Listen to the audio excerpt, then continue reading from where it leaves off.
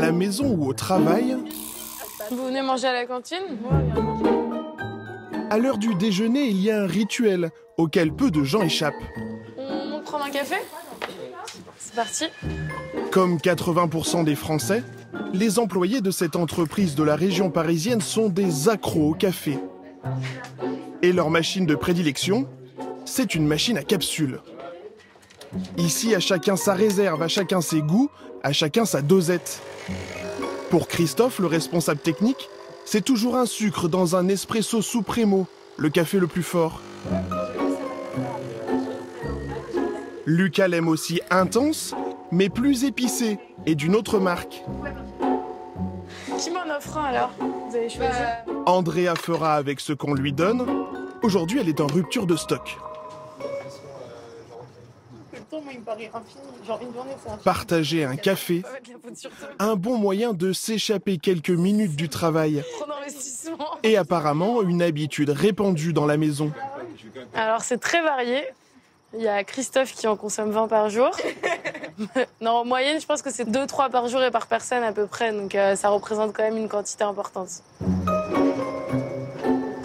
À l'heure des comptes, les capsules en aluminium s'empilent. Là, juste en revenant de déjeuner, ouais, c'est déjà rempli, quoi. On va regarder combien de café on boit. Oh, si, moi je l'ai vidé. Tu l'as vidé? Là, il y en a combien? Ces capsules, qu'est-ce que vous en faites? C'est vrai qu'en entreprise, on a une poubelle, hein, donc on réfléchit pas bien longtemps. Hein, toutes les capsules et tout ce qui va avec, d'ailleurs, on jette à la poubelle sans réfléchir. Voilà, c'est très simple. Jeter ces capsules à la poubelle, un geste quotidien et a priori anodin pour des millions de Français. Mais un geste lourd de conséquences pour la planète. Le café en France, c'est une institution. 4 Français sur 5 en boivent au quotidien. C'est la deuxième boisson la plus consommée, après l'eau. En France, le marché pèse 3 milliards d'euros par an. Et la capsule de café fait un carton. Ses ventes ont progressé de 50% en 5 ans.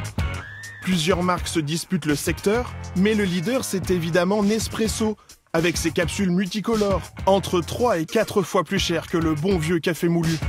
Avec aussi ses magasins chics, ses machines design et ses têtes d'affiche bankable.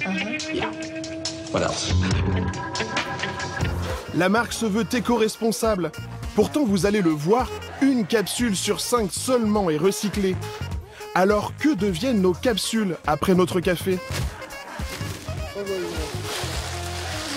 Sont-elles correctement réutilisées? Comment expliquer un tel gâchis? De la cafetière au cimetière, nous avons suivi leur périple.